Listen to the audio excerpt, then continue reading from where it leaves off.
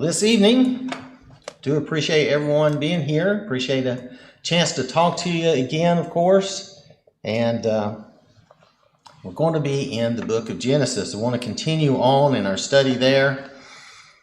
We're going to be in Genesis chapter 12, if you want to follow along. From here, for a while at least, we're going to be following Abram around. You know how Genesis goes. We're going to be following him. And we're going to see God's promises to Abram, those same spiritual promises that have come down to us, some of them, and God's covenant with Abram. It's not completely over, of course. It's not totally complete because his covenant comes down to us, just as the covenant with Noah and the earth and all of us is still in effect as well. So the Lord calls Abram. That's what we're going to be looking at here. In the first, the first about, I'm trying to remember. I think we're going to go down to about verse 8, okay? So Genesis 12, 1 through 8. So that's what we're going to be looking at. We're going to see the Lord call Abram from Haran. And he's going to show Abram the promised land. He's going to promise, of course, the promised land to Abram's descendants. And as we go through this account, I do want us to try to apply what we can learn from these things to ourselves where we can. So let's start in Genesis chapter 12, verse 1.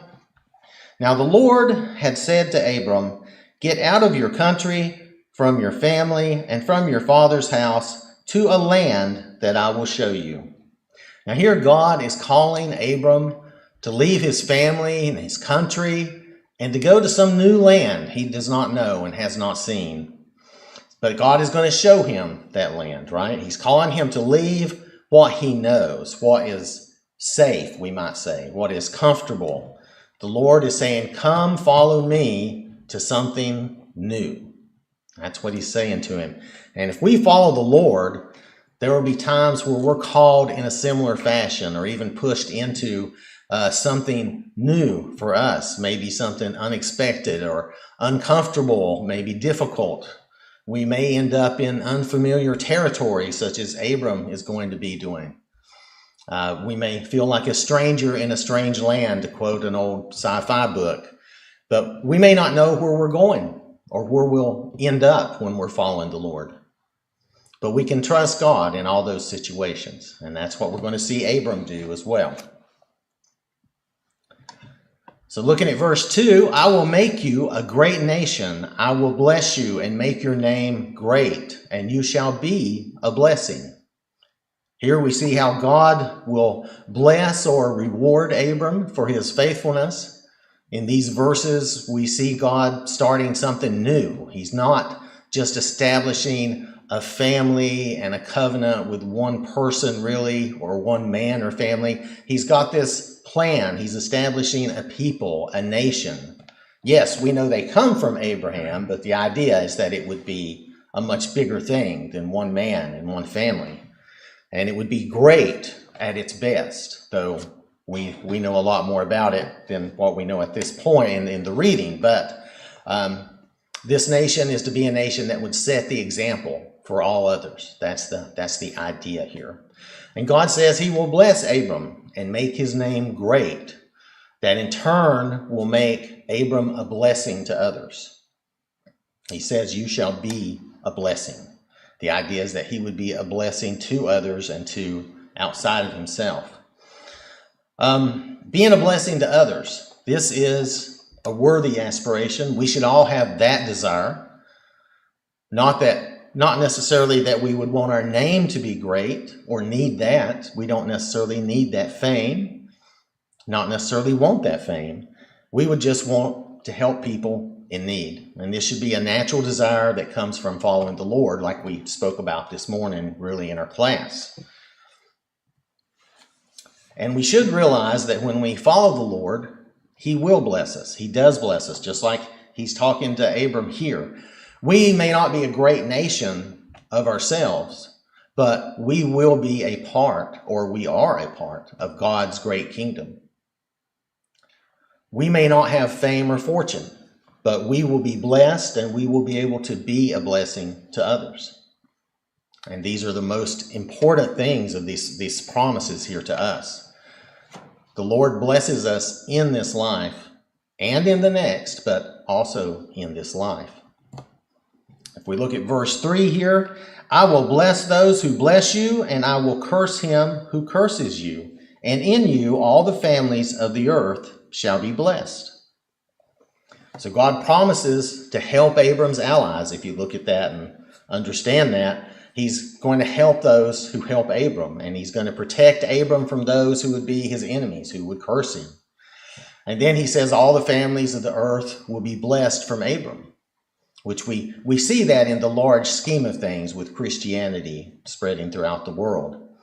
So Abram will be, and I'm trying to look at it from that being the present time, which I know we're way past that, but Abram will be a source of blessing. He will be a source of blessing, which he does become. Of course, this is due to God's power. This is God's power, his plan, right? Still, Abram's faithfulness will be a blessing to everyone, all Christians, everyone that follows along behind him. That's going to be, his faithfulness is going to end up being a great example, and it's going to, it kind of gets the ball rolling, right, with the Lord and the nation of Israel and all of that. Abram is the beginning of all that. So even our covenant springs from Abram's faithfulness, his willingness to follow and obey God. So we have to remember that obedience is huge. It's a huge deal. Action and our works, they're huge. That's a big deal to our faith. Belief without obedience is just rebellion.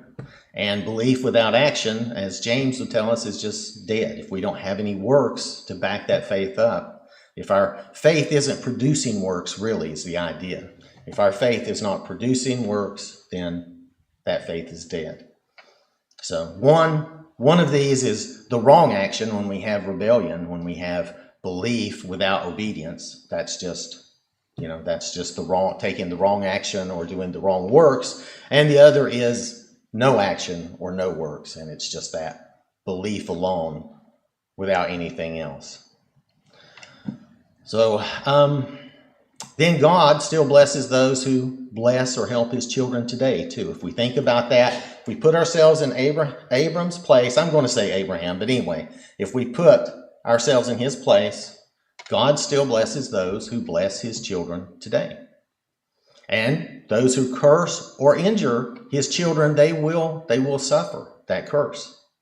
Because God has made this, he's actually made this a law that affects both the spiritual and the physical. And it's something, again, that we looked at this morning in our class. It's just kind of funny how these things are popping up. But if we look at Galatians chapter 6, verses 7 and 8, if we look there and see what God through Paul is telling us, do not be deceived. God is not mocked. For whatever a man sows, that he will also reap.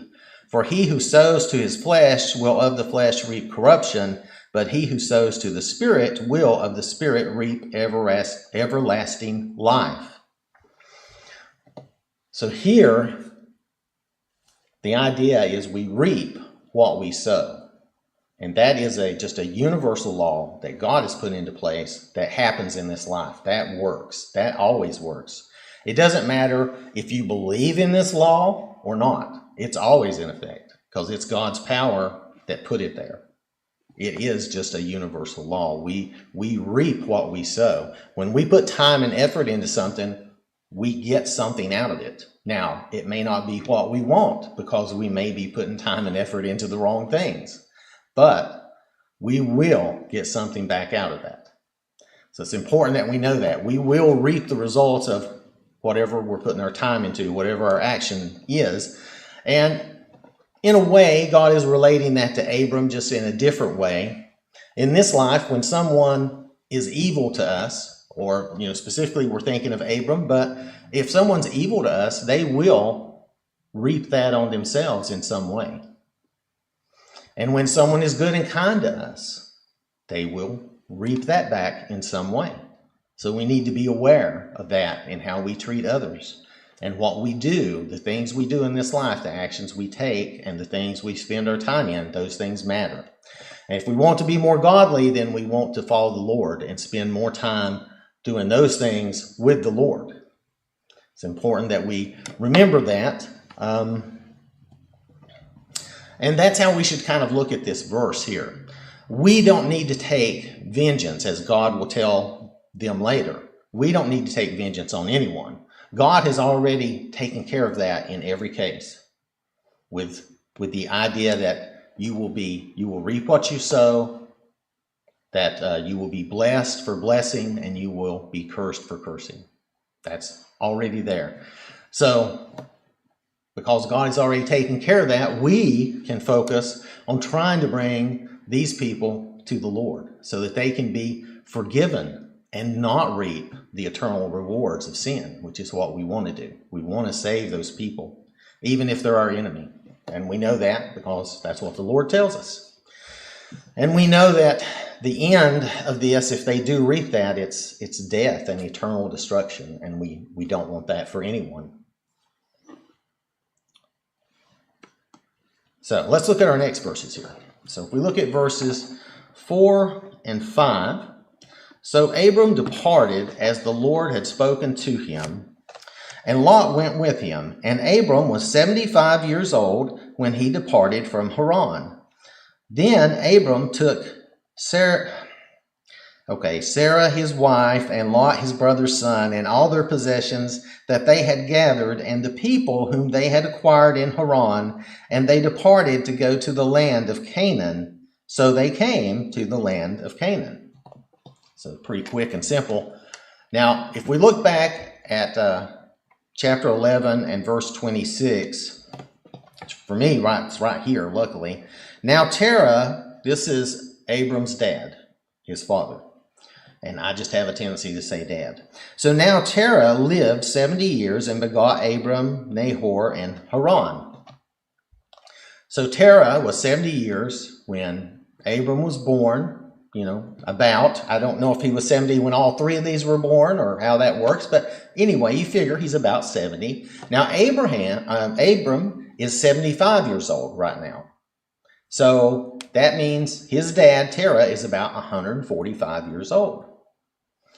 So he was 70 when he begot Abram. Now he's 145. And then we look at verse 32 in chapter 11. And it says, so the days of Terah were 205 years, and Terah died in Haran. So Terah will live to be 205 years old, so about 60 more years passed after Abram leaves Haran. I mention this because I had the mistaken impression at first read through, for some reason, that Terah was already dead when Abram left, and that's just incorrect. So I didn't know if anyone else might have just accidentally had that same impression. That was just an impression I had. It was not correct. But just in case you had that idea. But also notice from this that Terah will live to see Isaac born, which is interesting. He will see his grandson be born, even though he's born when Abram's 100 years old. So Terah will still be alive at that point, because that's just 25 more years. So it's just something to see, and I thought that was an interesting thing to notice. Now, if we look in Genesis 21, verse 5, Abraham was 100 years old when his son Isaac was born to him. So that's the idea there. So Terah would have still been alive. It's just worth noticing in case that were to come up in any future studies or anything. It may not have any practical value even, but I thought it was interesting to see that. So if we go back to our verses here, notice that Abram acts in faith, right? The Lord has called him, and we see how he departs, and he takes Lot with him. Lot goes with him. And Abram really seems to be standing in for his brother and taking care of his nephew. And remember, Terah's not dead. Lot could have, I guess, stayed with his granddad, but he didn't. He went with he went with Abram. Abram is watching over his nephew. That's a very admirable thing, to take care of him and watch over him in his brother's place. And this type of attitude may even be part of the reason that God called Abram. We don't really know that, but it's possible. So they leave Haran. They take everything they have. I used to always think that they just left, I guess, on foot with nothing with them, right? But that's not the case. It is. They leave Haran. They take everything they have, and Abram is following God's plan. So he's taking everything. There's no going back. He's not planning on going back to Haran. God said, leave your family and your country. He's not planning on returning. He's leaving. He's going to where God has directed him and called him. And again, to relate this kind of to our life, sometimes our life is like this. We're called to go into something new, maybe a new location, a new job, or some other situation, and we leave the old behind, and we do not plan to return to the old. And of course, we can relate this specifically to salvation. When we turn to the Lord, we give our lives over to him. We give him everything, and we use every good talent we have for him, but we don't go back. We don't turn back to our old life. We don't go back to those old ways or our old sin. And Jesus even warns us not to turn back. If we look at Luke chapter 9, verses 61 and 62, now here there is a guy that is telling the Lord he would follow him, but first he wants to go backwards, and here we are.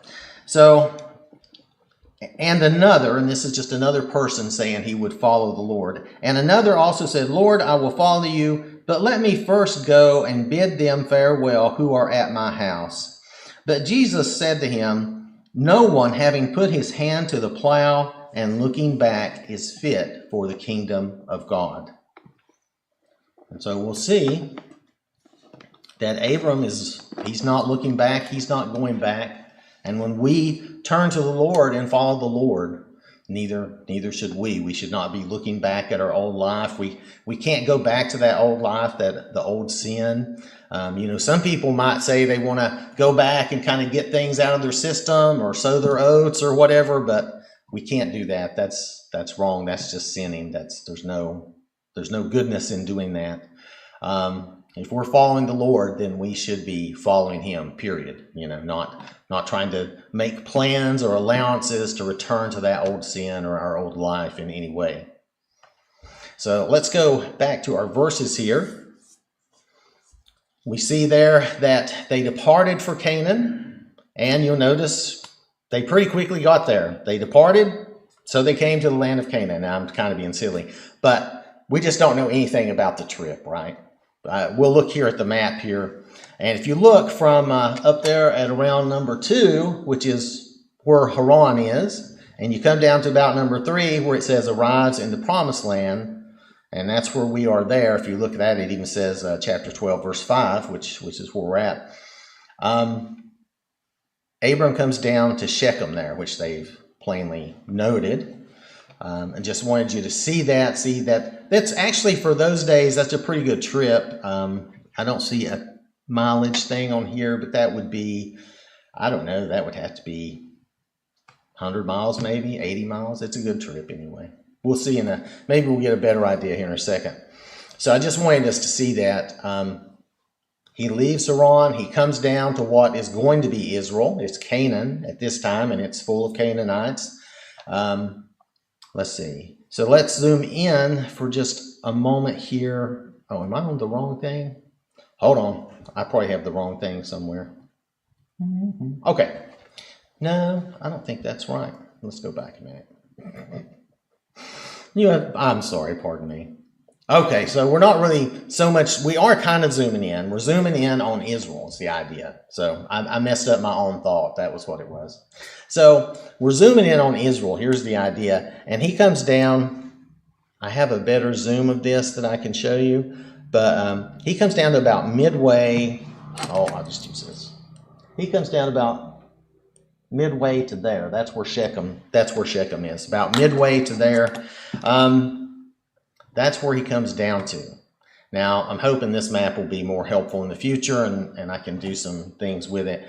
But, and this map is from BibleHistory.com, just so I recognize that. So this area is the area of Canaan. Remember, everything west of the river, and of course there are those areas east of the river as well, but largely west of the river. Jordan, those are the promised land. So Abram is in Canaan. And it says that in verse 6 here, Abram passed through the land to the place of Shechem as far as the terebinth tree of Moreh, and the Canaanites were then in the land. So Abram has moved south to Shechem, and we can look back at our map here, and I already showed you on there. So let's look at this zoom in. This is what I was thinking of earlier. This zoom in here shows us Shechem there. I'm sure you can see and read that. And if you look down below that, you'll see Bethel and Ai. And if you go further down, you'll see Jerusalem, those types of things. So hopefully I think that's pretty reasonable. So remember that there are Canaanites in the land. Those are the descendants of Canaan, descendants of Ham. The implication, of course, being that they are ungodly people, which we know as we study on through the Bible, they are. So Abram has faithfully traveled down here to this land, just like God had told him to do. Come down and I will show you a new land. So then we look at verses 7 through 8. Then the Lord appeared to Abram and said, "To your descendants I will give this land." And there he built an altar to the Lord who had appeared to him. And he moved from there to the mountain east of Bethel. And he pitched his tent with Bethel on the west and Ai on the east. There he built an altar to the Lord and called on the name of the Lord. So the Lord has made this promise to Abram. This is the land that will belong to your descendants. And notice Abram's reaction to the Lord. He worships. He builds an altar and he worships the Lord. He memorializes this promise with the altar and worship. He thanks the Lord for this. And this is similar in a way. See, he's thanking him for this promise, right? He's thanking him for this promise. He doesn't have the promise yet. I mean, that's not the way I should say that. I should say that this way. He has a promise, but he doesn't have the land yet. There we go. So he has the promise. He doesn't have the land yet. But he memorializes this promise. He in faith worships the Lord for that promise. And it's similar to why we gather each week and talk about the Lord's Supper and talk about salvation and talk about heaven. It's a very similar thing. We worship God for his promise to us, knowing that he will deliver, even though we don't have it yet. It's a very similar thing, a very similar idea. This is a good and faithful reaction to the Lord's promise. And for us, that promise of salvation, that we should have that same. And we do. We come and we worship each week. And we study his word and also in worship. But we memorialize the Lord's Supper. We do all these things to worship God in a similar way, thanking him for the promises he's made to us, knowing that he's going to deliver on those promises. And it's the right thing to do. It's what we should do. It's what we should want to do.